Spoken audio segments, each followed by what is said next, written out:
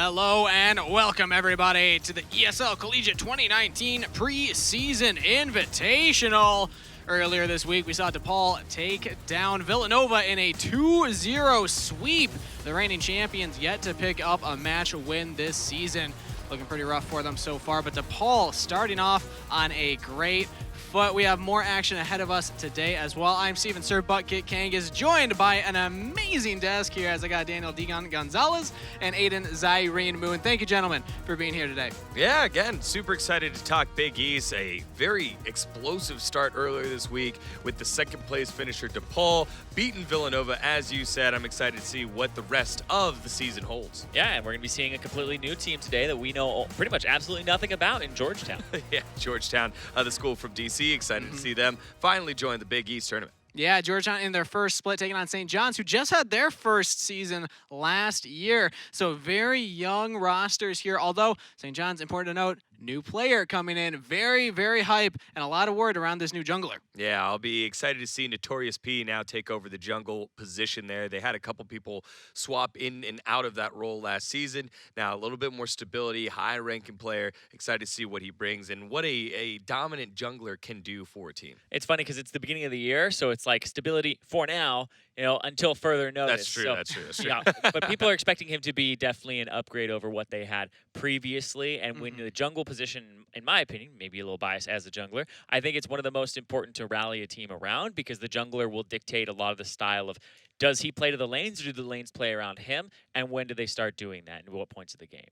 All right, well, we'll see if this new jungle upgrade is an upgrade in that regard. But for anyone who's not aware of the format of the tournament, we have a little informational video for you to explain things a little more in depth. The ESL Collegiate 2019 Preseason Invitational is an opportunity for players to hone their skills and develop new strategies going into the next C-Ball season. Players will have more chances to compete against their rivals and see their games brought to life on the big screen. The Big East Preseason Invitational starts with a round-robin stage. Each team will play all other teams during this stage, and all matches will be best of 3. Each team's record during the round-robin stage will determine who qualifies for the playoffs. The top 4 teams in the conference will meet in a single elimination bracket in the playoffs. The top 2 teams will play a best-of-5 grand finals and be crowned the champions.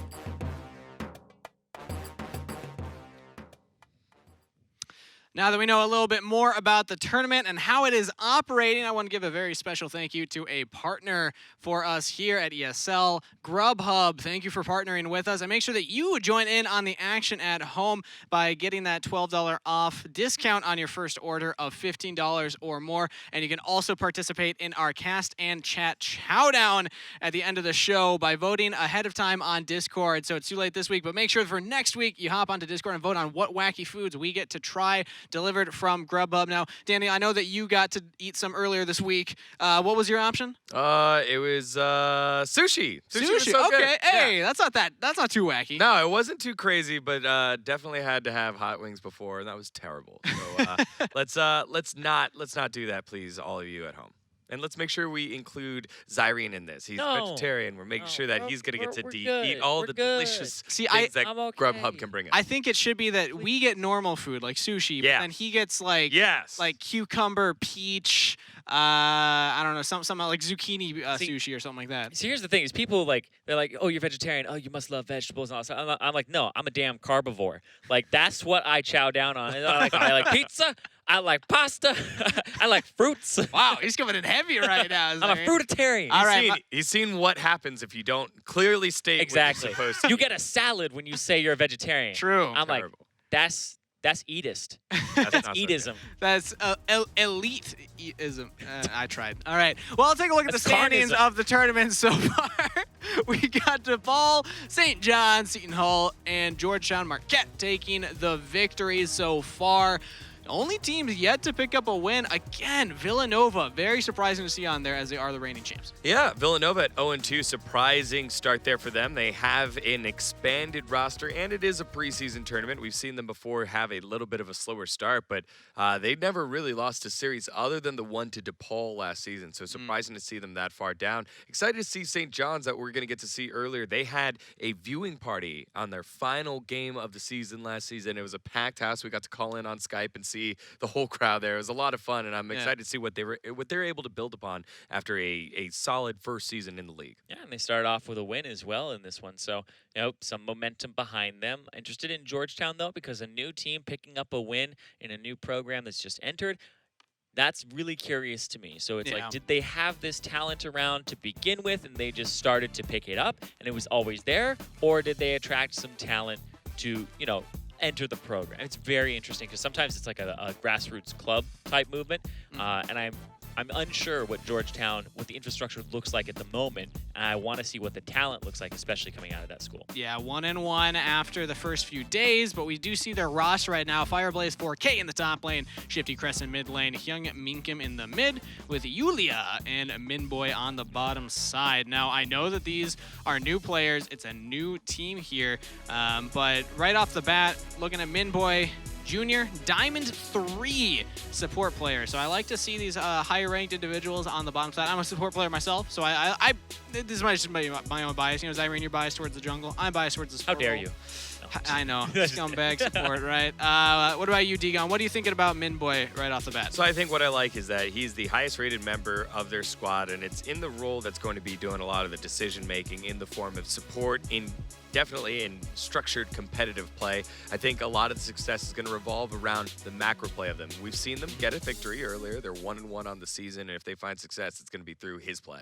Yeah, and biochemistry major as well. It's a lot of the league players in collegiate. I'm always impressed with the majors that they're pursuing because I went communications. I'm being fully honest about that. I was like, get me out of here as quickly as possible. But man, biochemistry. Hey, not to knock it, but I mean, they're going to Georgetown for a reason. It's not like they're going to any of these other, I don't know, whatever schools that. Not going to like St. John's or anything. Yeah, No, I'm not like what he's But saying. Georgetown won all these schools here in the Big East, big, prestigious schools. So I think a lot of them there for a specific reason. Yeah. Irene, I feel like you're gonna get some hate mail. Oh no, it's so obviously a joke. Like, Oh yeah. oh man, no, it's kind of like if you're gonna like, I was like, what institution is he gonna go after now? Like, Oh yeah. I know I did. I kind of backed myself. yeah, when people back themselves into a corner, I like to shove them into it. Well, take a look at St. John's roster. As again, we have seen most of this team here in the past, but that new jungler coming in. So top lane, Pinky, jungler, Notorious P, mid laner, Reborn, and bot lane, Basham and Oni. Yeah, Basham was the big returning member from last season. Out of all of the Big East last season, such a surprising stat here for me. St. John's finished in 5th place. He was the 2nd highest CS per minute. And so St. John's really revolved around him and their former mid laner, Woshi Feiji Lu, I believe is the one he played a lot of Anivia. So again, it'll be interesting to see how they now evolve with this new jungler, high-ranked Notorious P, a Grandmaster jungler, business management, sophomore. Probably got to see what it was all about back in the spring and now gets to hop on the starting roster. And a sophomore to boot, so plenty of time ahead of this player in the collegiate scene. And this is the type of player that you can look to build a roster around. Irene was saying, a jungler has so much impact on the rest of the team. Well, in my opinion, if you're trying to build a team around a player, a jungler is a great place to start. If they have that communication, they have that leadership in game, that can really be that, grounding for the rest of the house to be built upon. But we get to see this game, how he performs. Yeah, and we were just talking about it. You're saying Diamond 3, highest rated on one team, Grandmaster on the other. It's like there's definitely a skill disparity if you just look at the elos. But it's always the team play. It's always the teamwork. And that's really what I'm always looking for when it comes to these collegiate games. Because it really takes somebody who's way above and beyond in terms of skill level to really make the difference in League of Legends game, to really just 1v9. It's so hard to do, especially when everybody's kind of between the Diamond to Grandmaster Challenger level. Yeah, and again, I touched on it before when we talked about the roster of St. John. Basham is no slouch, so you got a big test here for Yulia and Minboy to come on in and take care of business for the Hoyas in their first season. So that makes me think that Basham's got to be highly prioritized in the draft. We see things like the Kaisa and things like the Zaya be really big linchpins in team compositions for finding victories. I'd love to see St. John's prioritize one of those if they're able to get their hands on it, but we're already seeing the first bans come through here. Looks like Georgetown didn't get the memo that that the Anivia player is no longer playing right now. Yeah, maybe they had a name change there, and that is actually Woshi Veiji Lu. Reborn does go with Anivia, you know, Yeah. the Phoenix. Maybe. Yeah, Phoenix that's Rise. true. Yeah, it could be something there, just like the theme song of Worlds. But Anivia getting out of there. Pike being removed as well, now that we know that is indeed Pike. Yes, not it a is. weird other splash art. Zoe also taken out. Oh. Now you can see a couple of AD carries being taken down by St. John's. They get rid of the 2 major AD carries in the form of Kaisa and Zaya, as well as the Shen taken away from Fireblaze. That's interesting to see because I was just saying, if you have a bot laner that you like to play around, I expect trying to get a high priority meta pick for them. So maybe Basham does not play these 2 champs. They say, we don't want to give them over to Yulia. We have something else in mind. It's actually going to be the Ezreal. Okay. Very safe pick. Yeah, I believe we were doing some research earlier. Yulia has a lot of experience on Zaya and Kaisa, those 2 champions specifically. And so they're just going to try something different here by taking those away. And Basham has had himself a couple of games on the Ezreal, very comfortable on that champion, can farm safe and continue his reign as one of the top CSers in all of the Big East. Yeah, it's really interesting because I was just sitting there going, yeah, I think there's going to be Pantheon first pick and then probably Kate Morgana in one of these rounds. It was Ezreal, Leona, and then Kate Morgana. So the team that got the first pick got to get that combination, which it's funny because when it comes to a Leona, it's always a toss-up because Leonas can play mind games and look like they're going to E a specific person. And if Morgana does it on reaction, then you can almost always stop kind of the Q follow-up or at least the E tether. But if they're right on top of each other, it does get a little harder to do. So they're going to have to stay spread out in that bottom lane and make sure that they don't get poked down while also avoiding the E's from the Leona. What they can do, though, is bully out the short range of Leona. As Leona goes up to try and take some of that CS to get the relic stacks up, that's when the Caitlyn Morgana is the most dangerous. Because if you're able to land that bind, you follow it up with the trap, that is where the combo comes in. But we do have an update here, as Georgetown did have to make some last-minute substitution. So Yulia is out. Instead, they have Seeker 296, not in the AD carry role, but actually role swapping to support. And I believe that then Minboy is going to be the AD carry. So. Okay. Switching things around a little bit means that Georgetown, this isn't going to be the same Georgetown that we've seen so far in the tournament. Yeah, that makes a little bit more sense now. So Minboy's most played champions are Zaya and Kaisa, which is why they were removed by St. John's. The one down after that is Caitlyn. St. John's with Basham feeling comfortable playing into the Caitlyn, so just pretty much business as usual there for Minboy on the Caitlyn. But then the Orianna locked in finally here for St. John's.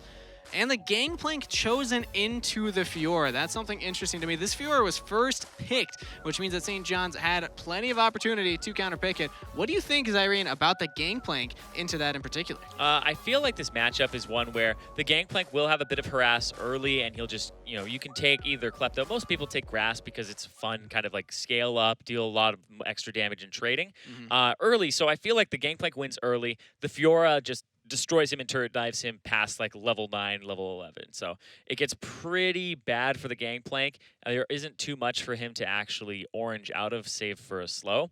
But he's going to try to play safe and affect the bottom side of the map, which is where they have their engage anyway with the Leona. Okay, well, we'll see how that matchup comes in the top lane. But it's a 5v5. We've said it before. It's about how the team works together. So based on this draft, we now have to lay it on the table and give our predictions. I'm going to have to go off and just say I think St. George with the new jungler coming in. St. John with the new jungler. There we go. It's like Georgetown, St. John. If you're there we go. confusing graphics, which one is it? Yeah. I believe St. John should be able to take this one. I like the draft that they have. And again, putting the Elise onto your superstar jungler, it's a champion you can really take over the early game with. I definitely think that that's what's going to happen. Yeah, I kind of like Georgetown off of this one. I know you're role swapping a little bit, but checking out some of the guys' stats, I feel comfortable with Minboy swapping from the support role to the AD carry role. And 1-1, they've been through the grinder, and they know what to expect here for St. John's. St. John's, they had, although an inspiring coach, an inspiring season in their first one, I need to see them beat some of these other middle-of-the-road teams before they get there. And I think Georgetown, right off the bat, already saying, hey, look, we're down to play. We can get ourselves some wins. I'm excited to see what they do here in this first game. Yep, I'm going to have to go with St. John's on my side. I feel like the players, pound for pound, are probably a little bit better. Georgetown, we haven't seen much out of them to boot as well. And you know me, I don't like to take blind risks. I like to go ahead and say, okay, this is what I know. If I don't know something, I'll say I don't know it, and I won't hedge my bets on it either. So I'm just going to go ahead and say it's St. John's for this one. I think the players are skilled, and I think that so far they've shown me from what I basically saw not too much of, but I still think that their teamwork is going to be up there. Just with a new jungler, too. Could be the icing on the cake. All right. All right, well, we'll see if St. John's is able to take it or if Degon is right. And the only one on the desk voting for Georgetown, but let's send it over to Game 1 to have all of our questions answered. Brought to you by Grubhub. Thanks, Grubhub. Man, every time, you're just so consistent with that. I love it. Yeah. I love it. I thank them for Both- existing. Both teams ready on the Rift. It's fanning out. No early shenanigans going on quite yet. And I'm curious what is going to happen here with the new jungler. It's difficult not only for us as spectators to really guess what's going to happen, but also the opposing team. Georgetown might have been able to look up some old VODs, might have been able to do some research on what St. John's used to look like, but this is a different St. John's. So with the new jungler coming in, I'm excited to see stylistically how these teams match up. Yeah, and again, St. John's was very close, right above the edge there to hop on into the playoffs, but got edged out, I think, the week before the final game. I think they had to take a game off of either DePaul or Villanova, or take a victory against DePaul or Villanova, and they were only able to take a game off of DePaul, I believe it was. And it was a big victory, and it was in person. It was a great moment, but now St. John's, a veteran of the league, they need to be able to take that next step and move themselves into the top 4 to make it into playoffs. And Yeah. it's been the same 4 in the playoffs for the Big East. It's been DePaul, Villanova, St. John's, and I believe, or DePaul, Villanova, Providence, and Butler, I believe. That was the other one from last season. Got St. to make sure John's that they're always able to right go on the cusp. right on the cusp. But with Villanova starting the season 0-2, that opens up a spot that St. John's is excited to fill. But Georgetown, new kids on the block, already 1-1. A victory here, putting them at 2-1 would be a fantastic start to the season for them.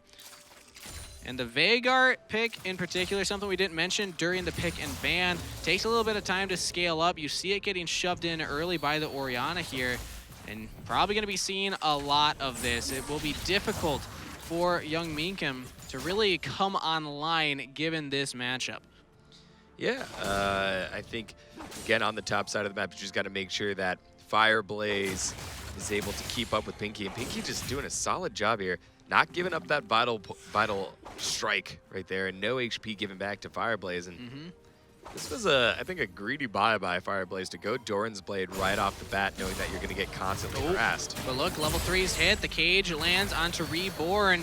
The Orianna will have to use Flash here to get away. Does do it just in time to get away from that burn. But now Notorious P, he Still keeps going. going forward, trying to get in onto young Minkum. Flash gets the first blood, and this is the jungler, baby. Woo! Starting off strong here as bot side also not to be outdone by the mid and jungle duo. They look for a double kill, and they get it. Basham, 2-0 on the Ezreal. Yeah, Basham has been just going forward there, able to burn flashes and pick up the kill on the bottom side of the map. Sure, we'll take a look at that right now. And here we go. It's just Vision stepping up, able to get the kill.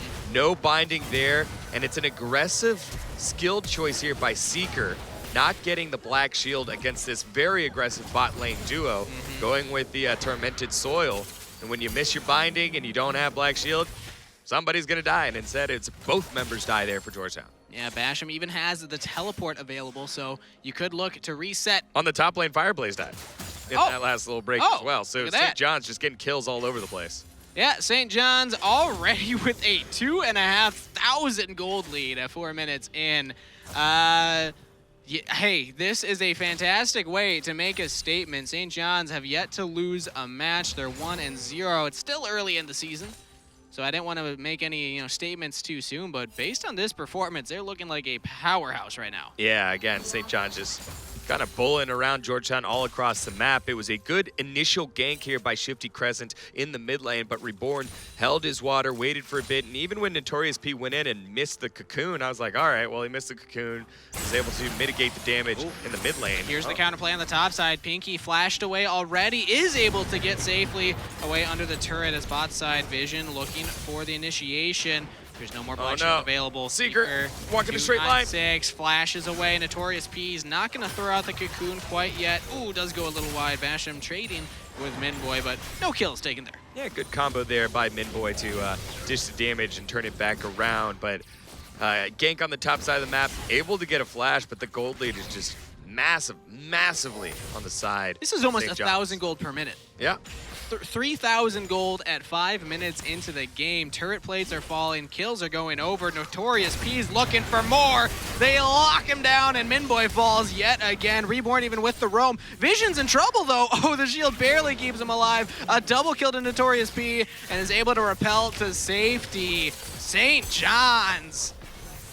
This is absolutely insane. Yeah, definitely accelerating the game right now for St. John's. Great play to roam down by Reborn, knowing that he already got the flash out of Vagar earlier. No pressure needed to hold in the mid lane. And here we go one more time. Notorious P landing the cocoon. That's usually what happens when you do so. But then Reborn is able to come on in and join the fun. Great juggling there by Vision to buy the time, allow everyone to come in, and then a textbook turret dive there on the bottom side of the map. And what a way to make a statement as the new jungler. Notorious P 3-0-0 on the Elise pick.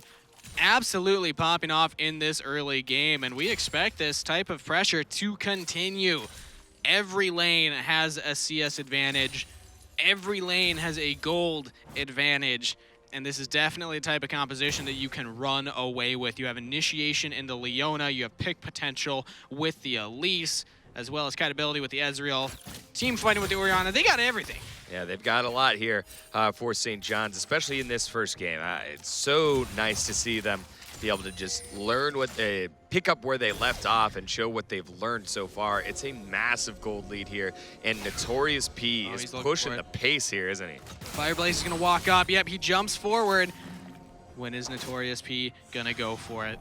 Gangplank ultimate's available. It's gonna be a 2v1. No teleports to save Fireblaze. No jungler in the area. He's gonna face check the cocoon, and the burst from Notorious P is almost enough to take him down alone, and he almost just solo kills him. Pinky says, oh, you got 1 Q in there to assist. That's good enough, right? Yeah, 7-0, and it's just all St. John's all day right now. Little sidestep there by Basham. He's gonna ult so close. Oh, Minboy's in trouble. Visions might look for the dive. He doesn't land the Zenith Blade, but still, they were fishing for it. They wanted it. And this is a 5,000 gold lead at 7.5 minutes in. Notorious P looking to continue it. Shifty isn't even level 6 yet. He's just trying to dance around the wolves and 1v1 the Elise, but you have no business doing that. Notorious P 4-0-1. The kill actually goes over to Pinky with that Gangplank ultimate, but we all know who did the work right there. Yeah, P for pace, P for pressure, P for the P stands for pretty big deal the top right side now. of the map here. Fireblaze can't even get back to that wave. Oh boy. Yeah, all the turret plates going over to St. John's University. We might be in for a quick one, folks, because at this point in the game, 7,000 gold feels insurmountable. Fireblaze 4K has to retreat, has to run away, but there's nowhere to go. Notorious P with the final auto will claim yet another victim. It doesn't feel so good right now for Georgetown. He actually want to go for it. He lands a stun, answered by the cocoon, but young Minkum, he's actually taking his time, going for the long con. Can he land the stun? It does not go through. Notorious P doing what he can. He's very low on health. I think this is going to be a kill. There we go. The shutdown over to the Vagar. Yeah, finally the first kill heading on over to the Hoyas against the Red Storm, but goodness, it has been one way the whole time. Vision now going to dive on the bottom side of the map. Nice Basham's in trouble, though. He gets hit by the binding. The Ignite's going through. Thankfully not taking the turret, and the Ignite barely doesn't take down Minboy as the sidestep comes through from the Solar Flare, but why are you walking back up? Visions is going to look for this. You have a full wave right there. You can walk for it, and Zenith Blade, his flash. maybe not. Maybe he lets Minboy out. There's the binding. That's the only defense outside of that black shield, but that black shield would be enough. So Vision decides to back off. Minboy gets away with his life for now. All right, we're good. We stayed for the extra 4 minions there, so 100 gold worth my 100 gold of when I die, my 100 gold bounty. Definitely worth, definitely worth. The negative bounty system is definitely one of those ones where you're like, you know, strategically feeding. Worth. I'm worth very little to my opponent, so it decentivizes them to go for me, right? Yeah, that's exactly. That's my excuse whenever I play solo queue. So. All right, that makes sense. Yeah, makes sense. yeah, What rank are you? It's adding up. I don't want I'm just kidding. I'm just kidding. Back to the game, though. Reborn in the mid lane.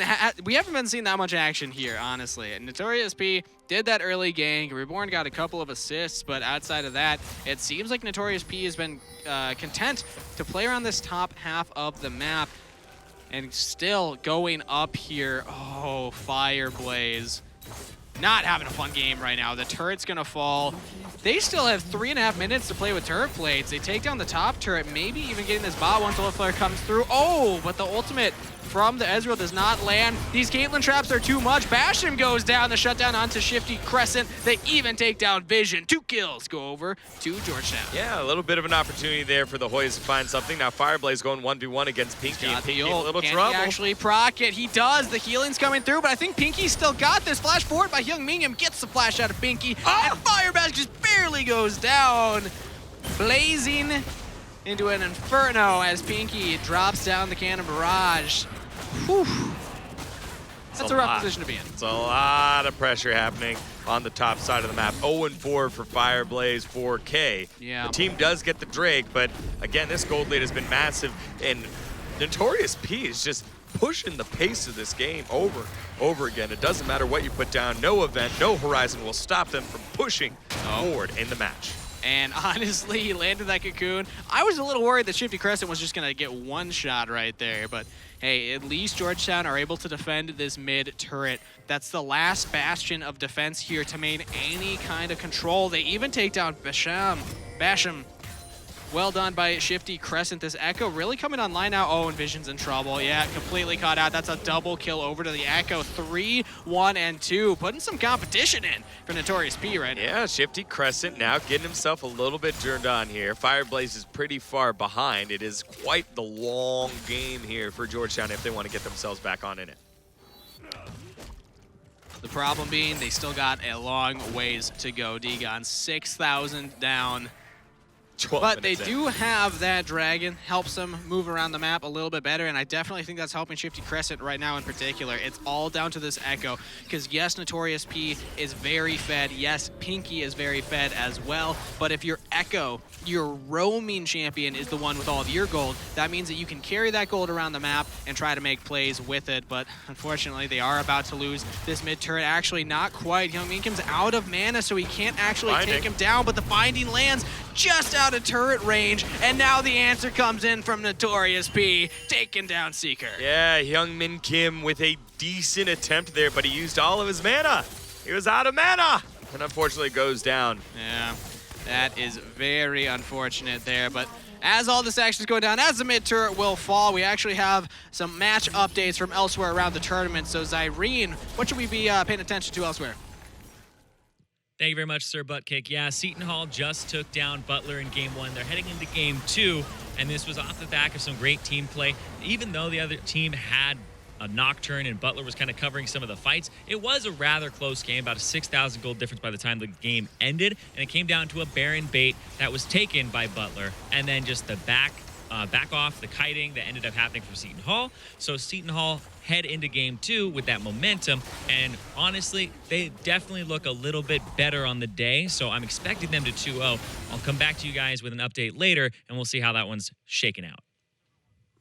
All right, well, fun to see what else is happening around the Rift, but let's see what's happening right here in this game. Notorious P actually gets caught out. He gets locked down. Will he fall? Shifty Crescent and Seeker are able to do it. They take down the Elise with the help of Young Minkham. They even take down Reborn, but meanwhile, it's disaster in the top lane. Yeah, Fireblaze cannot hold this turret by himself, and so Young Min Kim forced to use the TP back to his inhibitor turret It's faster to TP back rather than recall back. Oh, Able absolutely. to shove it back on in, and Pinky just dominating the top side of this map. 124 CS to 46, and Fireblaze has been set ablaze by Notorious B. And keep in mind, this Fiora was first picked for Georgetown. You got to question now the priority on the champion going forward in this series. It's not working out for them. Maybe they want to ban out the Gangplank, but it feels like Pinky might just understand how to shut down a Fiora, especially with the help of Notorious B early on. So Georgetown, a lot to learn from this one, but they still are putting up a fight. They're still doing what they can. 8,000 gold down at 15 minutes. It's tough, but they are finding these scrappy kills that honestly they shouldn't be finding. Notorious B is overextending. He is, but again, you're living and dying with how aggressive he's playing, because he's the one that's dictating the pace of the match, not only for your team, but also controlling Georgetown right now. Yes, they all collapsed in the bottom side jungle of their own red buff, but that allowed the space and the time to let Pinky, who is fed, thanks to Notorious P, to continue to shove the top side of the map all the way into the inhibitor turret. So yeah, you're giving up a couple sloppy kills right now, but the pace is just blistering, and Georgetown is having trouble keeping up. They're struggling for sure, mostly on this top side. If they can stem the bleeding, the jungle mid lane synergy is actually coming in pretty clutch for Georgetown, so they just gotta slow this game down, funnel as much gold onto the Veigar as possible, who will just keep stacking in the AP department, and be able to nuke the composition of St. John's, who only have one tank in the Leona, which again, not going to be the best front line, but Fireplace just too far forward yet again, and Pinky capitalizes on it. Yeah, just same story, different life. This time the 6th death here for Fireblaze. Maybe he's like a cat. He's able No, to come in. maybe he's got 2 more deaths before really turning on. Oh, You can't die that 9th time, right? He's going in. Oh, the dragon is stolen by Shifty Crescent.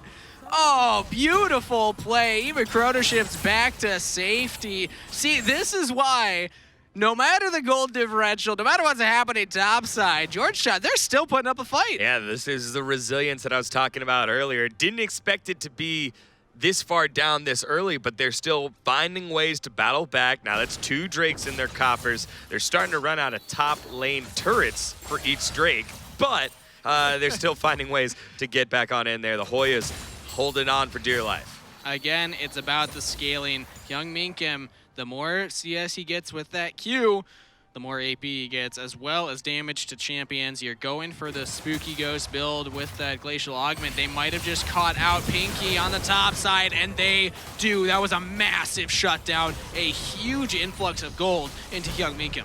Yeah, and that's what they needed there.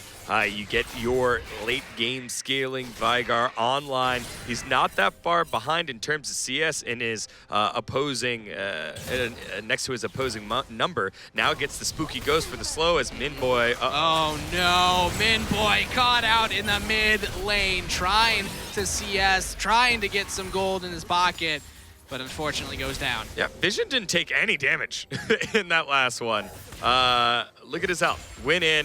Minboy not able to dish out any damage. Echo not dishing out any The damage. Gargoyle Stone Plate rush on the Leona. Yeah. I've never seen that before. You know what? It's just like, hey, look, the only way I can die is burst. If I go in and pop that, that's all that matters. Fair enough. I like the mentality. It's the old solo play queue here. adage. Touchdown. It's the old solo queue adage. As long as you get your wards, I don't care what you build. Oh, right. Yeah. I like that. See, again, I feel like I need to play more League of Legends with you, D-Gun, because Yeah. I'm clearly doing something wrong. Yeah, you can build whatever you want. Just get your wards first, and then make sure you swap out your ward trinket for the For the sweeper. sweeper lens. Yeah, that's the part that's always difficult to remember. That's the tricky thing. Flash was burned by Reborn on the bot side as Georgetown sacrificed that mid turret to try and make a play. They didn't quite pull it off, but maybe with that flash down, they can do something in the future. Difficulty being they're just running out of structures at which to mount a defense. It's already 5 turrets down. They haven't claimed one for themselves yet, but they've at least prevented the gold lead from getting bigger. It's still 1,000, and Young Minkim gets another kill onto Pinky. So despite the lead that St. John's has, they're over pushing, and Georgetown is still getting gold for it. Yeah, pretty interesting stuff here with the gold concentrated on the top side of the map with the GP and with the Elise is Fireblaze. You know something's up. He knows. Dun, dun, dun, dun. Okay, they're not going for it. All right. I was trying to make it a moment, but Fireblaze this time around is able to farm up safely. Oh my God, 6,000 gold. Yeah, that's pretty tough right there. 4,200 on Fireblaze. Not sure if this viewer has finished an item yet. We'll see once the items come back up. But you look at that mid lane, this is where Georgetown needs to put the resources. The Veigar is the one that will scale. The Veigar is the one that could do anything about getting you to this late game. At this point, Fireblaze, just put him on wave control duty. Say, okay, just make sure that Pinky can't actually hit a turret and try and clear the wave as much as you can while we do stuff elsewhere on the map. Yeah, I think that's kind of the goal here for Georgetown. But now with the Baron spawning, it puts a little bit more pressure on Georgetown not to be reactive only when St. John's over commits. They might find something here, though. Again, Notorious P very far forward. Young Minkum, though, this time, ooh, flash out to safety. You know that if this Veigar goes down, it's probably GG. Unfortunately, Shifty Cresty falls as well. Young Minkum very far forward. No backup from the team on that left side. And another solo kill as Pinky takes down Fireblaze yet again. Yeah, and you know the team's having a good time because there was a question mark team by Georgetown on top of Fireblaze's body. I hope it was Fireblaze that threw that one out. It's like, yeah, I don't know what happened down here, but my screen's great. It's broken champ gangplank, right? I hate it. But this is a very early Baron being picked up by St. John's. They haven't gotten a dragon yet, but this is a very big objective that can help them push this game to the end right now. They got the gold lead. How do they close it out now? Oh, wait, Pinky once again makes double it stun. out. The orange is used to get to safety, but Young Minkum gets the kill. Every time he's shutting down this gangplank, this Veigar is not slowing down. Yeah, big assist there by Seeker to come in, land the binding first, and it made Pinky panic just a bit. Ate the orange, cured scurvy, but then bam, there was the event horizon. It forced the GP stuck underneath the in between both champions. Easy pickup there for Young Min Kim. And a perfect time to get that kill. Infernal Drake is on the map. You can look to fight around it right now. You have your Veigar, but no ultimate means that you're not doing as much damage. You gotta make some kind of play onto the St. John's is going for it. Can Shifty Crescent make the miracle play yet again? Yeah, and I think if you're Georgetown, you sell out for this. Oh, he flashed! Oh, fails the dive, flashes in, doesn't get it. Now Young Minkum goes down, but Minboy trying to get Basham. Can't find him quite yet. Notorious P and Reborn, they're hunting, trying to find Minboy. They know that there's nowhere for this Caitlyn to go. Trying to run back to base. Minboy might be out as you do have the Black Shield from Seeker to help you out. Vision over the wall. Can you find anybody? Binding goes wide. Vision throws out the Solar Flare, but there's the Black Shield. Here's the Zenith Blade, followed with the Orianna combo. They're fighting under the turret, but can they find the kills? None yet. Notorious P goes down to Shifty Crescent. Oh, yet again, they overextend Seeker. Oh, he's gone. He's gone. Reborn's got this. No, he's not. He's not. Reborn's scared by the Echo and respects the all-in potential. Backs away. Georgetown still in this. And of course, with all those deaths, can't forget Fireblaze soloed out again on the top side of the map. No question mark being necessary. They know, hey, we got in a fight. Fireblaze is dead. Yep. It's been a tough game. Tough game for Fire. I'm telling you, you can die 8 times. Cat's got 9 lives. Maybe this is the power spike. This is when you realize, okay, I got my first item completed. We got the Ravenous Hydra. Just wave clear duty. Yeah. Going to that bot side, trying to keep that turret alive. We'll see. Again, if Young Minkum, you have to stay alive as this Veigar, because if you go down, it's so hard for your team to really win these fights. Yeah, checking this one out is a very good Black Shield right there at the right moment there for Minboy. So both ults don't affect Minboy. Staying alive, buying a lot of time, flash backwards, and Notorious P getting rooted up and just biting off more than he could chew. Then look at this ace in the hole. It almost connected. Basham was the one that had to take it and almost died himself. And then right here, command move. Yep. Command attack just a little bit too early, and Seeker's able to walk out scot-free. Oh, fire. Oh, no. Okay, well,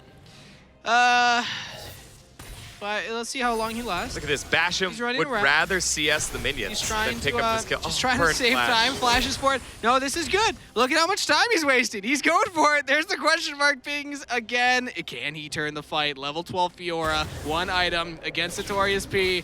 No, just the auto. Well, while they were doing that, the rest of the team is able to push out mid, I suppose. A little bit. Not much done for that. Yeah, that was, you bought some time. And here in the top side of the map, it's a 3-level difference with Shifty Crescent only at level 12 compared to level 16 now. Ooh. Pinky, never mind. 4. I promise he was only 3 levels up. Caster math isn't that bad.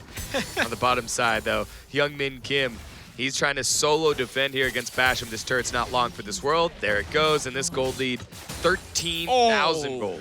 That is a satisfying wave clear right there. 1,000 damage with those barrels, but here comes Seeker, here comes Shifty Crescent. Here comes Pinky flashing forward with the auto to claim the kill. Absolutely nothing that Georgetown can do to stop this gangplank.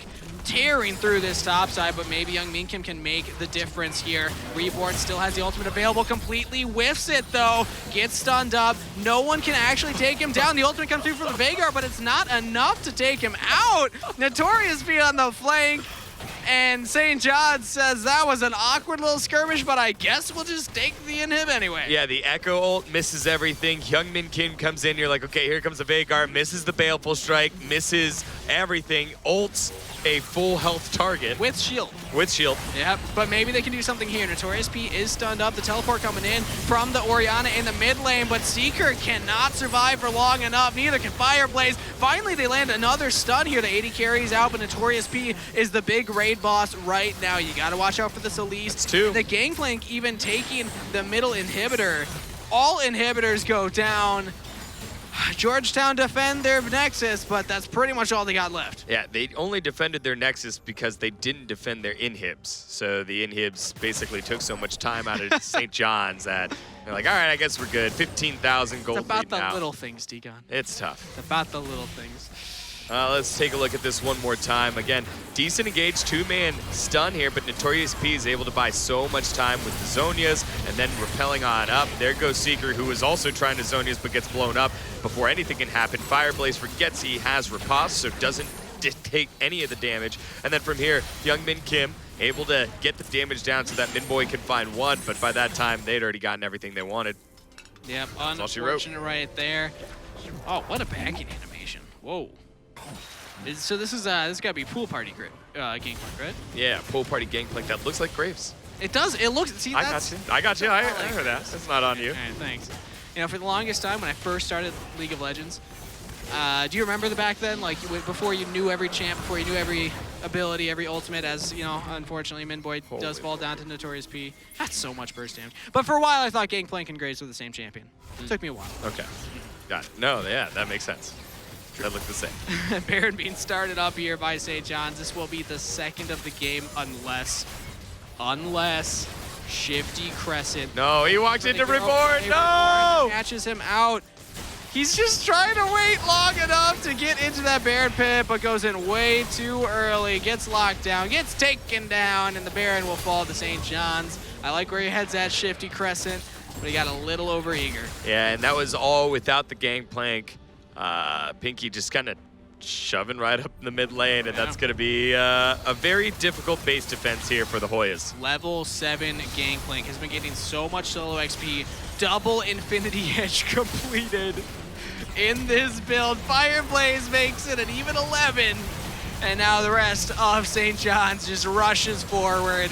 Super minions everywhere. Baron empowered everywhere. They're even taking down one more kill for their trouble, and they make it a quick game 1. Yeah, the Red Storm picking up where they left off. One little change here, one roster change here at that jungle position. It made the biggest difference I've seen a roster change make in College League of Legends. That was an insane difference when you just look at the impact of the junglers in the first 5 minutes. And all credit to Echo, who had a fantastic 5 to 10 minutes. So Shifty really coming in clutch then, but at that point, there was already a 4,000 gold lead or something for the side of St. John's, and it really felt impossible. But, I mean, there were plays like this. Getting the Dragon, getting multiple shutdowns. So Shifty Crescent, I like a lot what I saw. If Georgetown's able to get a better top matchup and not lose so hard up there, I think that was a winnable game. Yeah, maybe. Maybe? I think maybe. All Game right. broke really quickly, but I wouldn't say it's just Fireblaze's fault. I would say, again, that was Notorious P going and winning the game. We always talk about it in Collegiate.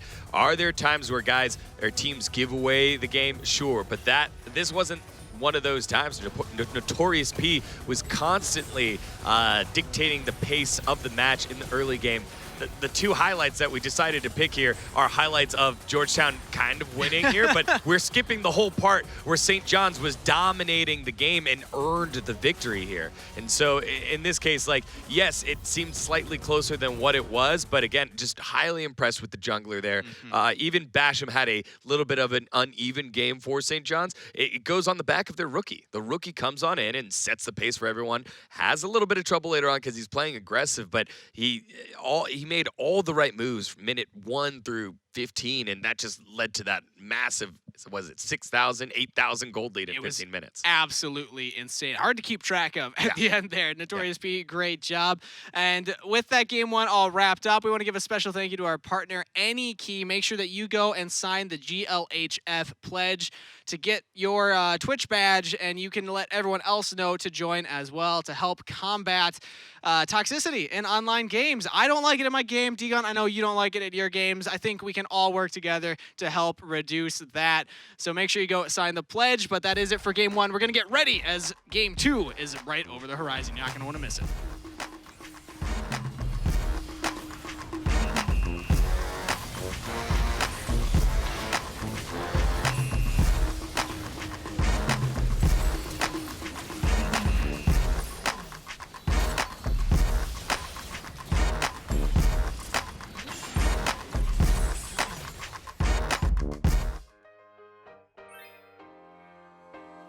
I do my head talk, check my nails. Baby, how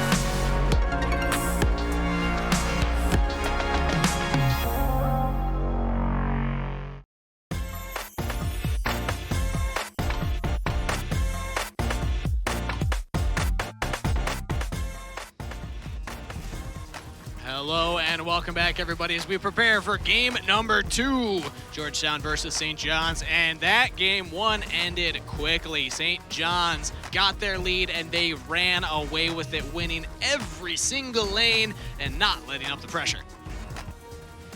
Yeah, it was a big game there for St. John's. A statement game, I would say, just making sure that they are picking up where they left off. They felt like they could have been a playoff team yesterday or last season, and they get to show off here, unfortunately, at the expense of the Hoyas after game number 1. And Zyrene, I'm curious what your thoughts were there on how Notorious P was able to just dominate from the jungle role. This is where our eyes were from the beginning of the game. How will this new jungler fit into the roster? And I think I have an idea of your opinion, but how well do you think he did? I think it's really funny because it's like when you get an isolated 1v1 in the jungle and you have the better 1v1 champion early, I think it's really easy to look fantastic, and I think he played it really well too. But just basically when the lanes, there's no chance that they're going to collapse on you because they're just getting slaughtered by themselves. That's one of those situations where it's like the jungler needs help, but you need help from the jungler too. So it's like, what happens first, the chicken or the egg? And you got to figure out where you're going to start. And if a team has no idea how they're going to get out of that situation, if the laners who are getting pushed in are going to collapse and sacrifice CS to at least secure the jungle to then secure lanes, or if they're going to have the jungler sack that and just go for lane ganks or whatever he can. If you don't know what you're going to do there, it's way too confusing to try and figure out in the moment. Even explaining it there is a little bit confusing for people, but it's finding some stability. You can't have both at the same time when they're both being attacked. One has to feed into the other, so you have to figure out which one you're going to stabilize. Yeah, and they didn't stabilize either. In that indecision, Notorious P was able to just camp the top side of the map and break that part of the game. It was broken. Like, Fireblaze got broken. Yeah, I was broken watching, but we are into pick and bans for game number 2, so we'll see what the adaptation is. And right off the bat, I'm noticing 2 picks that were a big problem here, taking off the board. Georgetown, they do not want that Gangplank. They do not want that Elise. Yeah, let's get those out of the way and just make the adjustment there. I like the fact that Georgetown only gets one more crack at it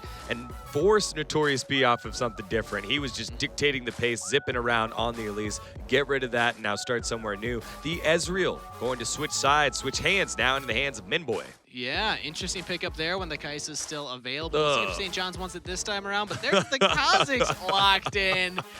When the Notorious P popped off on the Elise, I feel like Kha'Zix, Georgetown, they're sweating right now. Yeah. And this Kha'Zix was banned by St. John's against Georgetown, so it's also a takeaway. True. We'll see how that plays in, but they do get that Orianna again for Reborn, but a little more range here from Georgetown, drafting a slightly more pokey composition. Ezreal and now the Vel'Koz. Yeah, now the Lee Sin being locked in as well, and I like this because Georgetown, the one player on Georgetown that ended up with a nice stat line, had a couple opportunities to get back into the game, was Shifty Crescent. You know, he's going to have to go from being just a Crescent to a full moon if there's an opportunity for Georgetown to come back in tonight. I racking my brain for a Zyrene moon pun, but it's not coming. So They're too easy. They're too easy. They're like low-hanging fruit. Yeah, exactly. Yeah, I've probably heard them all at this point. I take those. Yeah, yes. Take those. But I like it, the Lee Sin on the player that performed the best last game, although also performed very well, Hyung Min Kim. So on this Vel'Koz, I'm very excited to see what he's able to do there, but looks like St. John's are not convinced that's a mid-lane Vel'Koz. They're still banning away that Veigar. Yeah, I mean, Veigar can be played in the bottom lane as both the bot laner and as the support, and it's just overall a really hard champion to play against. When we were kind of figuring out what we were going to do for potentially a Telestrator segment, I was like, okay, put together some of these Veigar clips because I think it's the only thing that was keeping Georgetown in that game. If it was a different champion, I feel like St. John's ends that game at 20 minutes, 21 minutes flat. Like the Veigar's zone control and even killing the Gangplank bottom lane and like making it so it was harder to siege turrets, that was really what slowed the game down. So they're just kind of removing that and saying, we don't want this to get kind of slowed down, bogged down. Once we get a lead, we want to just bulldoze. Oh, look at this here. The Karma and the Nautilus coming on in for Georgetown. So Tanky on the bottom side of the map, Karma top, I believe that we'll see, and then Vel'Koz in the mid lane. It could be a lot of different variations there. It could be Nautilus top with Vel'Koz in the bot and Karma in the mid. Could be Karma bot with Vel'Koz in the mid, Nautilus top. What are you thinking there? I think it's Ezreal, Nautilus bottom lane, Vel'Koz mid, Karma top. Okay. That's what I think it is. I kind of want to see that Vel'Koz Okay. go in the support role with the Ezreal, but I do want to say that What is it's St. not a John's? Cassiopeia. That's not a Cassiopeia. That's actually a Vayne. It was a Ah. misclick or a mistake on their end, but it will be a Vayne in the bottom lane. I know. I was excited too. I was like, the Cassiopeia. This is gonna be great to see, but it might still be the Syndra bot lane though with the Vayne top Yeah, I think that's what into we're the going. Karma. Yeah, it'll be Vayne top. Wow. We're still flipping around, though, for Georgetown side, so we don't know. This might be Yeah, 5 seconds. how we work with. But the Cassiopeia we know is definitely a Vayne. Okay, they're switching it around. We'll see if the Nautilus ends up on the top or if the Karma switches there or not. But either way, the flexibility from Georgetown, refreshing to see. They at least tried something different. But St. John's, again, I think that with that Kha'Zix, I'm looking at a lot of squishy members on the side of Georgetown. I'm thinking this Kha'Zix is going to have a field day. Yeah, I agree. I think that we're getting pretty troller dogged by the by the draft and their positioning. But either way, you feel confident in the draft that St. John's put together, especially because they're feeling confident in their picks. Yeah, and I think you're right about it being a Vayne top. Into the Karma top seems to work really well. And even if it ends up being a Nautilus top, you do have the true damage on your W. But the fact they have an Orianna and a Syndra signals to me it's going to be Syndra bottom. Like, you don't put a Syndra in the top lane and an Orianna mid. Like, you need at least some physical damage. You need it to come from either top lane or bot lane. And sometimes it gets Trist mid, but the fact you have Orianna, she doesn't really go anywhere else except for maybe bottom sometimes, but it's a much higher probability that Syndra will be bot lane. Yeah, So makes then sense. let's think about it. Even with the wacky picks, with the wacky placement in the lanes, who's going to take this one? I'll start off the bat. After that game, I have to go St. John's. They had such a strong showing from beginning to end. It felt like there's nothing Georgetown could do. They were just outpaced everywhere. Yeah, I love going to DC. I loved living in the DMV. I loved Georgetown cupcakes, but that's exactly what this team is right now. We're going with St. John's. Damn. Just called them cupcakes. Yeah. Dion came to fight. I mean, I delicious, all that. Yeah. But right now, There you those go. cupcakes aren't really feeling right now. I'm not feeling it either. More of a donut guy. Yeah, I mean, Maybe a croissant. regardless though, St. John's, I have to vote for them on this one. I talked about how individual skill discrepancy usually isn't enough to carry a game, so don't really care too much about the elos. But higher elo you are, higher chance you are at being a good teammate or being a better teammate, playing around your team. So team play high elos, they're gonna go St. John's. All right, well, St. John's across the board. I don't think there's any surprise there, but we are ready to have our questions answered as we send it in to game number 2. We'll see if St. John's can take it 2-0 and make it quick, or if Georgetown have any fight left in them. It's a new draft, a new game, and new decisions to be made. I like the idea, at least, of putting Fireblaze on the Karma. You think of this champ, and I think of a champion that can clear waves from a distance, can stay far enough away from an opponent to not get run over, but Vayne is somebody that is hard to stop from snowballing once she gets rolling. Yeah, but for the opposite side, Pinky just kind of being like, I don't care what you pick, I'll pick something even tougher into it. And here comes the Vayne tumbling forward, and will be, it's almost like the support Karma against the 80 carry Vayne. Now this time it's just flipped over to the top side of the map. He's looking to have that same script play out. I feel like I've had nightmares about this. Yeah, right? At some point. It's like, Karma meets a Vayne alone in an alley. What happens? Well, we'll see if Fireblaze goes for the tank Karma build. You can get that Iceborne Gauntlet, which provides you that armor that will help you survive against Pinky. So yes, the true damage comes through, but Karma doesn't have that much HP to begin with.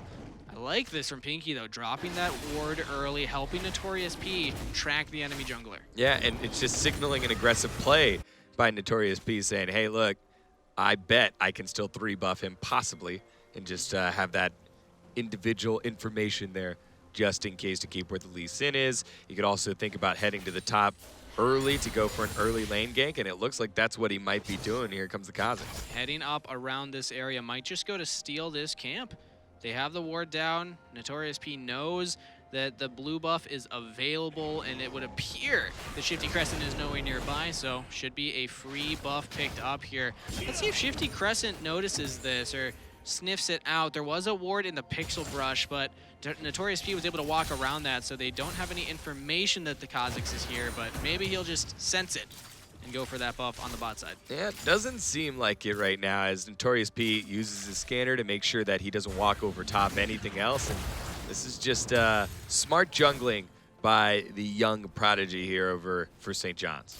Yeah, even going to be able to take his Raptors. It seems like a clean steal. I mean, Shifty Crescent going to have to deal with less camps to clear on this first rotation. And also, going towards the top side, not the player that we expect to be the carry for this team, means that an early gank might not even be in the cards here. Pinky already showing what the Vayne can do into this Karma matchup. Just a smart play here, just smart jungling without even fighting here, creating his own advantage is Notorious P. I think you got to be a little thankful to your top laner because he did use a ward for you. He's not going to have it in the River Brush now for a little bit, knowing that he's going to constantly be pushing. He's going to be vulnerable to the Lee Sin. However, Pinky's small little play there helps Notorious P get ahead. We've seen what Notorious P can do when he gets ahead. And I like it from Pinky. He knows that his jungler stole that buff, so there's a danger that the Lee Sin could be looking for a gank. Steps out of lane, does not go too far forward, but look at the bot side. Minboy actually Arcane Shift forward to try and get Basham. Cannot quite find him. Vision's low though. Minboy going for it. Notorious P. He's hunting for Minboy. Can he find him in the brush? Minboy, one more auto. Doesn't quite get it in time. The first blood is picked up by Basha, but they do trade kills. Now Basham trying to get onto Seeker. Shifty Crescent flashes forward. Flash away from Basham and Notorious P. End of the day, it's a 1-for-1 trade. Yeah, it's a 1-for-1 trade. Both kills heading over to the bot laners, but Basham stays alive and is able to cash in on the fact that his jungler got there first. Yeah, and picked up that first blood. Gets that extra little bonus there, as well as being able to shove in this lane. Minboy can teleport to lane, will teleport to lane here, as Basham cannot stay. Teleport of their own, but we'll have to back and reset. Meanwhile, Shifty Crescent and Notorious P will find each other here in the jungle. Shifty Crescent looking to go on to Reborn. Does not look like Young Minkin was on the same page, though. The Vel'Koz was walking away while the Lee Sin was going in. A nice little trade there. And for Georgetown, it feels kind of bad because before the jungler got there, before Notorious P got there, he's level 4, and Notorious P is only level 3. Neither has completed a bag, but Reborn comes in with that shield. Young Minkin, can he help out his jungler? The answer is no. Notorious P picks up the kill for Reborn, and now Young Minkin might have to barrier or flash to get out alive. Holding the summoner spells for now, and will continue holding them. There's the barrier finally to keep himself alive. Yeah, he kept himself alive. And I was going to say, felt bad on the bottom side of the map because Minboy and Seeker were winning that trade. The health bars of St. John's were so low, but because Notorious P was able to get to the bottom side first, he did that unique little sneaky pathing, got there and was able to help pick up the kill. In this case, he runs up top. He's the one that gets aggressed upon by Shifty Crescent, and that's good. You think, Lee Sin, he's able to land his Q and take the resonating strike on in. Unfortunately, first to move is Reborn, gets there, helps out, and saves his jungler. Small lead to St. John's. Yeah, Notorious P doesn't have a kill yet, but has gotten kills for his team. Basham and Reborn, you gotta imagine, will pay it back in kind eventually.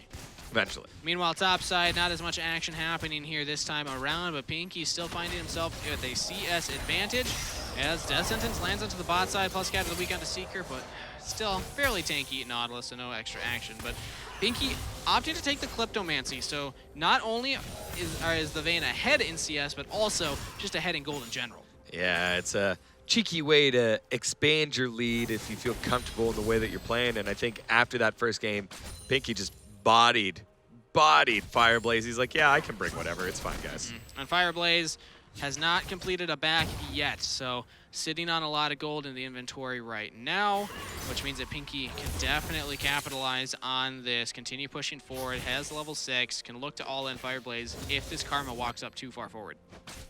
Yeah, every time you just see Pinky just getting chunked under turret, has a biscuit, but would rather just attempt to recall and TP on in. Unfortunately, won't have the opportunity to do so. Needs to back up because the threat of Notorious P hopping on in under the turret.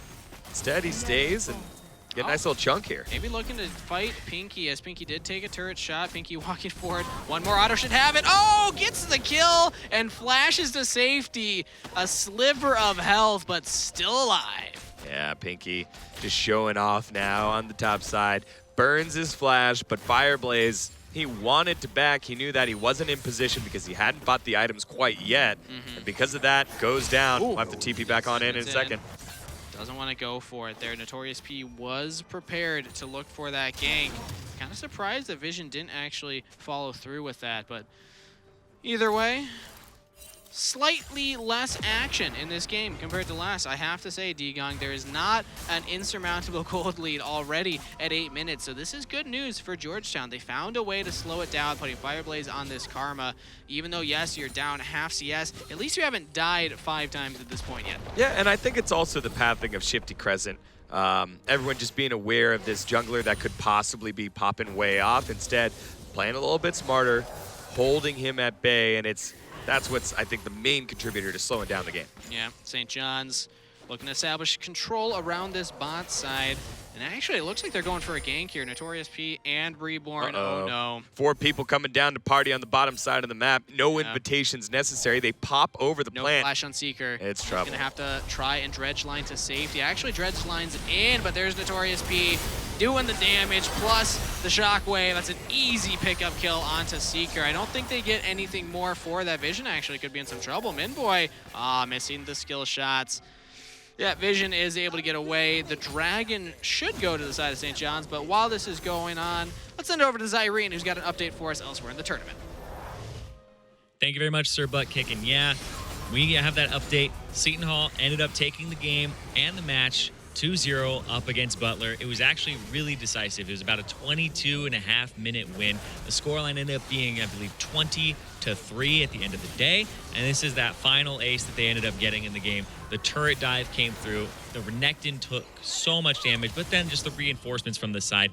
It really felt like Butler had no chance in this game past the 10-minute mark, where a lot of their laners had just died, given over a lot of kills. It's a little reminiscent of the game that you guys had just seen previously in your game 1, but it was much more of a stomp where they didn't let up the pressure there at all and ended up taking home that victory. So Seton Hall 2-0 over Butler. Back to you guys. Wow, 2-0. That was a big one. A one-sided victory there as well. We'll see if, I mean, already I'd say that this is not the same game that we're seeing this time around here. Georgetown putting up more of a fight. Yeah, and I think over there in that Seton Hall Butler series, it's quite interesting because those were your 3rd and 4th place teams. And Seton Hall making the change away from their junglers. There's a gank coming on. Look at Pinky. Oh, the Sonic Strike does not land from Shifty Crescent. Is the Condemn available? Pinky uses the ultimate, trying to dash around, trying to get damage in. Shifty Crescent can't quite stay onto Pinky. Notorious P joins the fight and gets the kill. Flashes for the double. And St. John's looking to ramp up the aggression this time around. Basham trying to get damage onto Seeker. Has no ultimate yet. It's about to come off cooldown. Does he actually want to look for the dive here? I believe that the Nautilus W shield will be up now. It'll be a bold decision. So Basham decides to back off. Yeah, it's just impressive to see Notorious P know exactly where his damage is and what his damage levels are. As you see the ultimate come out, you just said it was on cooldown. Seeker, they instead go for Minboy. Visions falls to the Ignite, but Seeker has to limp away under turret as Basham can continually pepper him. Reborn even roams down here. Not actually going to look for the full gank, though. Yeah, again, it's just unfortunate for Minboy. Basham understanding his power levels as well, using the unleashed power on the correct target. It was very tempting to use it on a Seeker to know that you have a secured kill, but after he's able to get a couple orbs down, one scatter to the weak, then Minboy getting caught out, just blown up right after walking all the way back from base. Yeah, it has to teleport this time around. Still doing all right in the CS department, but 3 kills onto Basham is incredible for this Syndra this early on. 350 gold bounty already mounting, as well as a bounty on Notorious P. 2-0 and 2 on this Kha'Zix, building that lethality, not even looking at this jungle item, just wants the pure stats. Yeah, it's pretty nice little lead here for Notorious P. And on the top side, Fireblaze down 2 deaths, but also almost 50 CS right now, 40 CS. And it's just going to be a long road back for the top laner. Here we go. Lands, the shockwave follows up. Shifty Crescent's in trouble, has to flash away, but here comes the Vel'Koz trying to lock down this Thresh. Visions tanking up what he can, Reborn as well. Young Minkim trying to be the DPS for his team, trying to be this mage carry in the mid lane, but can't find it. Oh, Now he no! walks right into Notorious P. Has to flash away. Barrier used as well. Can Shifty Crescent keep him alive? The answer is no. Notorious P looking for the Vel'Koz, and it's delivered by Basham. The double kill comes in for the Kazakhs. Seeker's in trouble. It's gonna be the triple. I believe Notorious should get this one. There we go. Unstoppable on that Kazakhs. The unofficial triple and the red buff to boot. Oh no, Georgetown.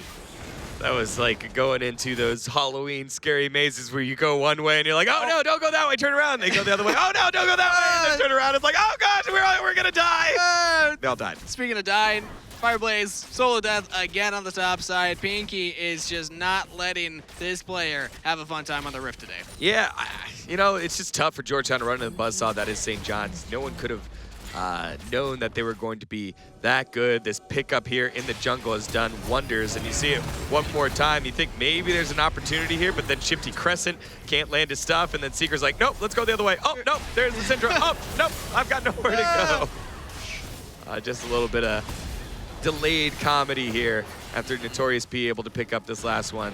There it is, the Void's Bite. It's just very, very difficult situation for Georgetown to be in. Oh, Pinky, played yourself. Yeah, he jumped into that one. That was a bold move right there.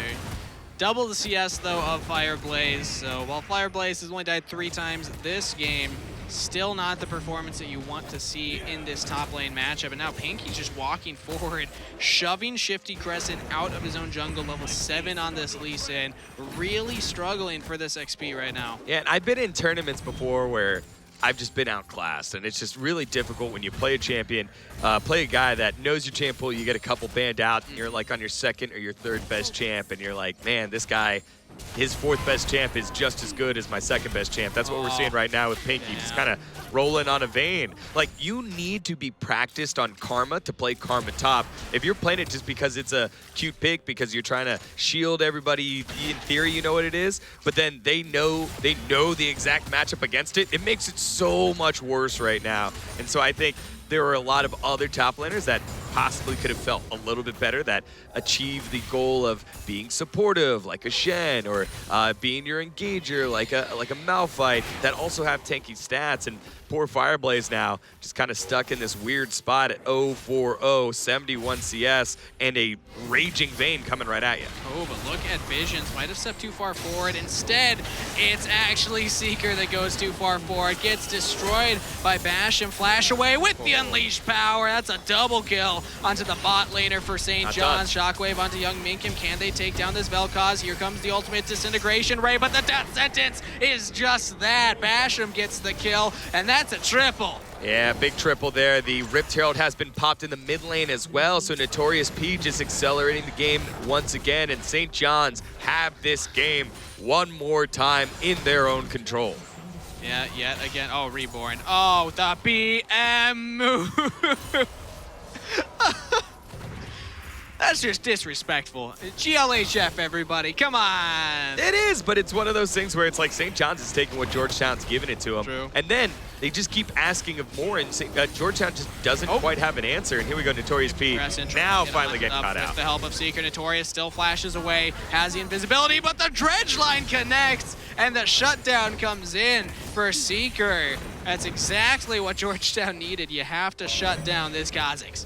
Seeker definitely seeked it, but Pinky now about to get a little bit aggressive as we go to the replay. Yeah, and just to re-watch what happened here on the bot side, Visions walks a little far forward. I thought he was caught out, but it's actually Seeker because Reborn roamed down. Yeah, and I like this flash right here by Basham. Getting in range to do the Unleashed Power and then flashing out of the damage. So smart little nifty play there from one of the better veterans of the squad. And then the death sentence being written by Vision, having the vision to stop the disintegration ray. Yep. Seems like no action was had in that mid lane with Pinky as no one died during that time. So no action lost here, but still 10th. Oh, hey, well, look at that little Raptor go. He's got a place to be. things to see right now, but no, Shifty Crescent tries to save Seeker, but just gets death sentence himself. Visions does go down, Seeker trying to lock it down, bash him, but a 4-man scatter the weak. It's a double kill, Reborn with the shockwave. A new challenger approaches. Fireblaze running away. Notorious says, where you going, men boy? That's the ace. St. John's University putting on a clinic on the Rift right now. Yeah, and Pinky, he's getting those minions right now. Yep. He didn't even participate, but we just wanted to show he was there, you know? Pinky's in the game. He's got the most CS in the game. Yeah. Yeah, by a large amount, too. Yeah, Basham dying there was a big shutdown. He still has a bounty on him. Because you can have a bounty more than just the 700 that accrues. So in this case, it was an 850 gold bounty. I think that's what happens when you're 8-1-5. Again, the kills in this game, absolutely insane. 25 kills at 18 minutes, and this is tame compared to what we saw in that last game. Members of Georgetown looking to collapse onto Pinky up here. Seeker, he's the initiation, misses the dredge line just out of range. Yeah, Minboy has a decent amount of damage on him. He just... dancing around? Yeah, a decent amount of damage there with the Trinity Force and with the Muramana completed. It's just more of, do they have enough time for him to dish out the damage with the Mystic shots? And right now the answer is no. Shockwave coming in. Shockwave almost takes down Fireblaze with the command attack, but Fireblaze still alive, did not opt for that tank build, went for the AP Glacial Augment Karma, and Pinky's just buying time right now. 3 members of Georgetown up here trying to deal with this. They're losing the bot turret. They lost the dragon, and Pinky's just buying time. Has the ultimate available. Is he gonna pop it? There we go, rolling. Trying to get away from Shifty. Oh, does go down to Minboy. That was so much burst damage coming in from the Ezreal, but now Georgetown have to retreat. Look at Notorious P jumping in onto Young Minkim, takes him down. Minboy, he's like, do they see me? I think they see you, buddy. Gotta run away now. Notorious P will not let him go anywhere as Basham gets that kill. Yeah, I like the decisiveness by Georgetown to try and commit, especially here on Pinky. They're able to get the kill, but they had no exit strategy. Fireblaze and Seeker nowhere to be found to play support, and it's too easy picked up by St. John's. I feel like there's an internal competition right now between Notorious P and Basham on who's going to get the best KDA throughout. Vision flashing forward, missing the death sentence. Throwing out the emote as well, just to show that you care. But this mid turret will fall down shortly here. Notorious P trying to get in onto Seeker. I think he can just blow him up. And actually, there's enough CC that Seeker stays alive for a little bit longer. But the mid turret's already fallen. St. John's University have broken the base of Georgetown. And an open inhibitor means that they can put the final nails in this coffin of Georgetown pretty soon. Yeah, Georgetown just holding on for as much as that they can. Ezreal will scale. Young Min Kim, he had himself a good first game, but this game not quite there yet, especially with the Vel'Koz. You need a little bit more time to do stuff, and right now, Notorious P is taking all that time away. Basham has had multiple fantastic scatter of the weeks, and we haven't even talked about Pinky yet. A fed Vayne 3-1-3, most CS in the game. 3-1-3, 2 items completed now. Building into that Gwinsu's Rage Blade as well, gonna make this Vayne absolutely a monster to deal with here.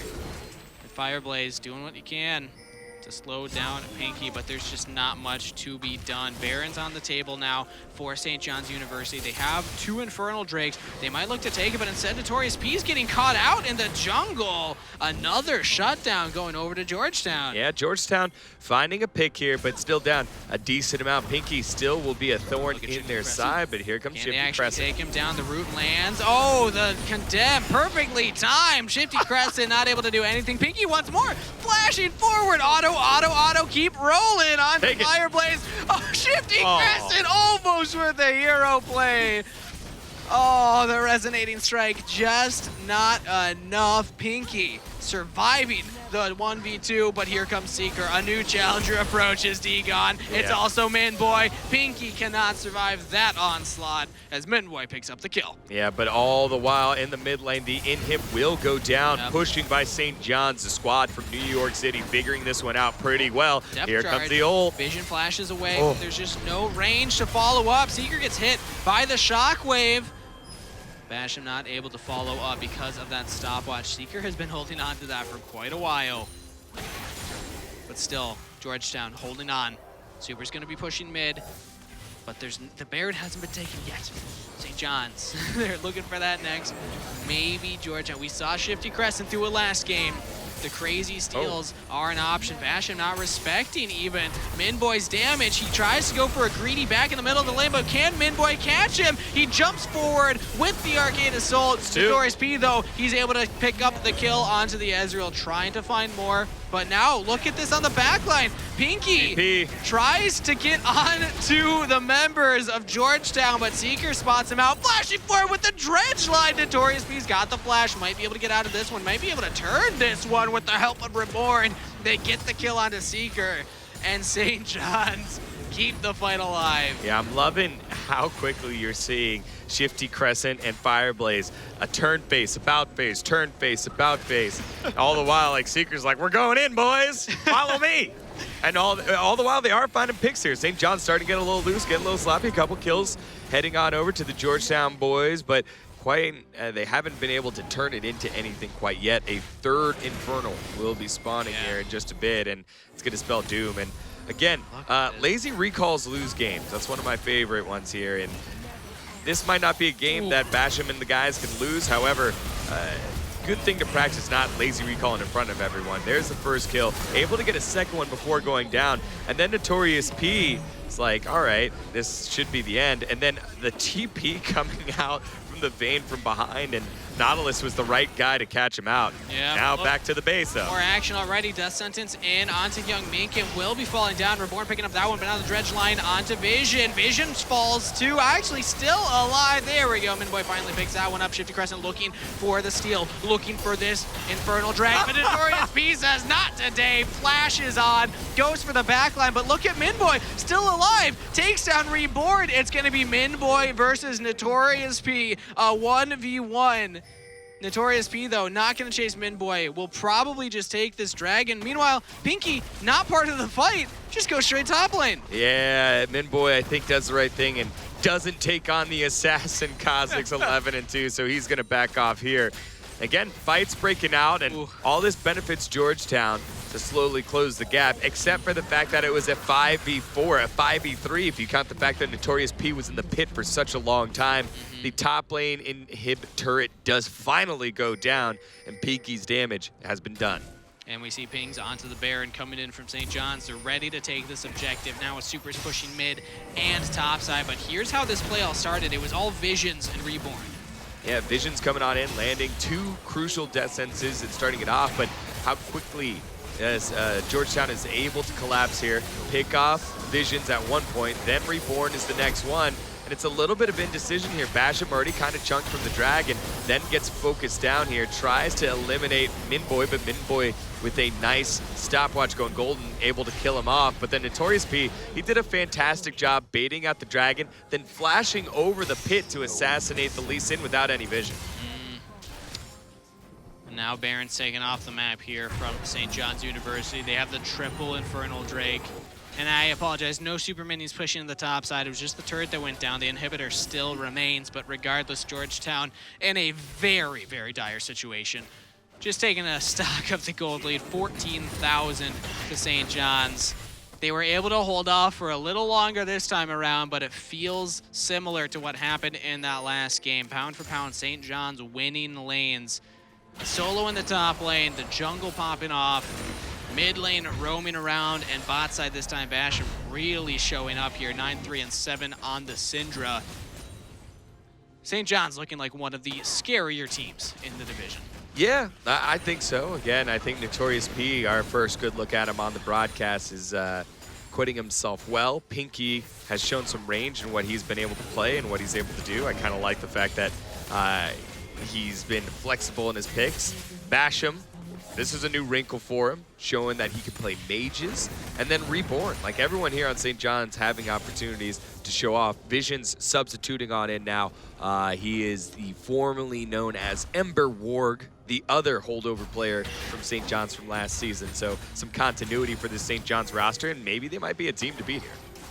Definitely seems like a playoff-ready team based on the performance today. but how well can they close this out? We've seen that they're getting picked off where they probably shouldn't be, not respecting the vision of the opponent's team, not respecting the ability to get collapsed on. And Georgetown, that's all that they've been doing is try and collapse, try and get more members. But here we go, Notorious P catches that Fireblaze, tries to take him down immediately, can't find the kill, but they get the flash out of the Karma. That's gonna be good enough for right now. Notorious P just follows it up easily. Goes camouflage and then runs right at that Karma. It's now a 5v4. Baron empowered minions pushing mid and top side, as well as bot. The entire base breaking for Georgetown St. John's. This could be the final push.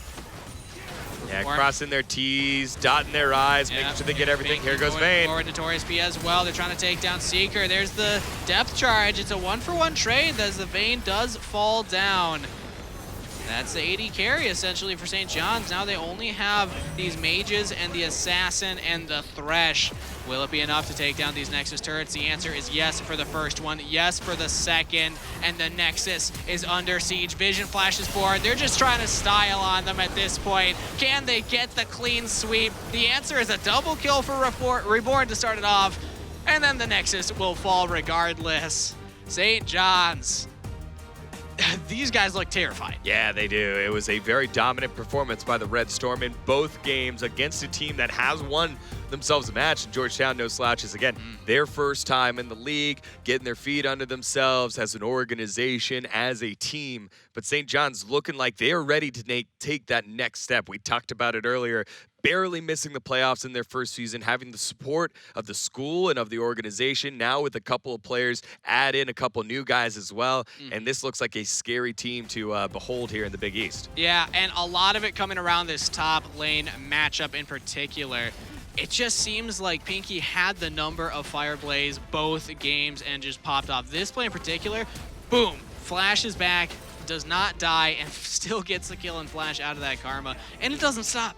Yeah, this one was so close. Again, I think the Lee Sin wanting to properly set up the kick backwards, but Pinky bought the time necessary to get on in, pick up the kill before the Sonic Wave led into a resonating strike, and then Notorious Pete getting there at the right place at the right time. If there's one player you need to look out for, and there's a lot of these junglers, these types of carry junglers in all of the Big East, but Notorious P has put his name in the hat. Yeah, and I gotta say, it's rough when you have Seeker, the substitute, coming in, having to play in the support role, moving the support to the AD carry role. So this isn't the Georgetown that we expect to see for the rest of the season, and they still were able to at least slow down the bleeding in that game too. So I like that they learned a couple lessons. But we're ready to send it on over to Zyrene, who can more easily break down the game for us. So Zyrene, take it away. You're talking about lessons, Sir Butt Kick. I feel like there are some lessons to be learned here. And you should probably bring more people to a fight. If you have 5, you're probably being 6 in this case. So we're going to start rolling this one out. This is the ace that ended up happening. This is the one that the Syndra started popping off. Basham, he gets the lantern out. The hook comes through. Perfect. Just so much damage there onto the Nautilus with the Scout of the Week. And then we end up having him get hooked. And then the ultimate comes out onto the Syndra, but then everybody is just feeling like they want to group up right in this little chokehold. And it's great too, because there are 3 wards here that have been placed down by the red team, and the reason is they really want to see this bush. No matter what, even if they have lanes pushing and they have that mid lane pushed all the way up, they still want to see this bush to see that choke point opportunity. So when it presents itself, it's just wide open. It's a great Scout of the Week that comes through here after the ultimate and pushes all the balls through that little choke point. Boom, 4 people stunned, 1 killed, and then he doesn't have the cooldowns just yet, because keep in mind, he's only about like level 10, and he's got like a Luden's Echo and maybe 1 more item on top of that, so he doesn't really have the CDR to keep cycling abilities just yet. So the team comes in and follows up, and the part that I loved about this in particular was that Reborn, he was being a real bro there, because he actually was pushing the bottom wave and started moving up immediately. As soon as they tried to get out with the Thresh Lantern, he started moving up immediately. Either he was going to clean up the fight or he was going to join the fight. It didn't seem like he ever felt like backing off even after Nautilus died and the Syndra got low. He still wanted to contribute to it and clean up. So the confidence of this team that I'm seeing here from St. John's is something that moving forward, I feel like they're going to have each other's back. This is where you have really good players who all feel confident that even if one of them messes up, the other one's like, I want to be a part of that fight too. So looking forward, St. John's, I feel like, is going to be a force to be reckoned with. I feel like both of the teams had that mentality, the willingness to fight and willingness to back each other up. Georgetown kept finding these scrappy little engages, these scrappy little opportunities to pick up a kill here and there, and not once in this series did they give up fighting. Here's that moment where there's that lazy recall in the mid lane, and just look at what this Ezreal is trying to pull off here. Yeah, Minboy, again, as a support, not afraid of going forward, not afraid of making plays. And the substitution, I think, is a big part of it here on, like, what possibly happened over the course of the game. But I think he acquitted himself well as an AD carry and an off role for him. So I think it's just more of, hey, Georgetown need to get comfortable to the level that will be happening throughout the Big East. There are some discrepancies in terms of some of the teams. Marquette is a team that is greater than the sum of their parts, but individually they kind of rank around where Georgetown is. They've been able to exceed expectations every now and then. Butler's another one of those teams. Last season they got the 4th place slot. Again, another squad that has a hodgepodge of players, but when they play together, once they figure out how everything's rolling, they've been a team that you can that can punch with some of the big boys. And so I think Georgetown has shown they have flashes. We had a good game out of the mid lane before by Hyungmin Kim. I can only imagine if Ezreal's that good, if the AD carry is that good when he's on the off-roll, Minboy, I can only imagine how good he is at support. And then we had a decent game out of Shifty Crescent as well in game number 1. So these guys will have the opportunity to put it together, but St. John's definitely the class today. And St. John's, the player to highlight, Notorious P. We had questions about how this new jungler would slot in, and I think we got all those questions answered in this series. Really ran away with the Elise and then the Kha'Zix. It's understandable why that Kha'Zix was banned away now, because the decision-making, the target selection in those team fights was spot on. Yeah, and I think those types of champions that we got to see from Notorious P is just it's ones where you can take over a game, and that can be mitigated by having a little bit more CC in your comp. That can be mitigated by much more communication. The jungler telling the others, "Hey, this is where he could be. Please play safe, be smart, be thoughtful." And I think that kind of mitigates some of the early game pressure that a jungler like that can have. So I'm interested to see what he does when he goes up against a Villanova, what he does when he goes up against a Seton Hall, what he does when he goes up against the cream of the crop, DePaul later on in the season. Yeah, we'll see how Notorious tracks throughout the rest of the season. I'm excited to follow him. But that is it for us. So thank you so much, St. John's, for putting on such a great show. Congratulations on the victory. And before we round it out, we do still have the Grubhub Caster Chat Chowdown. Woo! Cast and Chat Chowdown. I'm not sure what the options even were to vote on. Did you know? I think it was hot, cold, and yucky. Hot, cold, and yucky. Well, I'm hoping it was cold, I guess. I'm not sure what the hot option is, but thank you, Grubhub. Ooh, is this ice cream? Yeah. Okay. Thank you. Thank you. you. Anyone It who is voted cold on food. ice cream, this is what we really need. Oh, all right. Now Zyrene's coming back.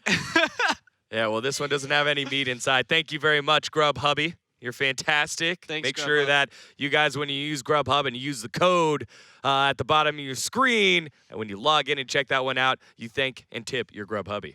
All right, I'm in there. Oh, you two gonna share? Yeah, Oh, look man. at that. Don't be Look jealous. at that caster synergy right there. Yeah. Well, thank you, everybody, for stopping by and enjoying the show. That's it for us here, but we'll see you next week on Tuesday.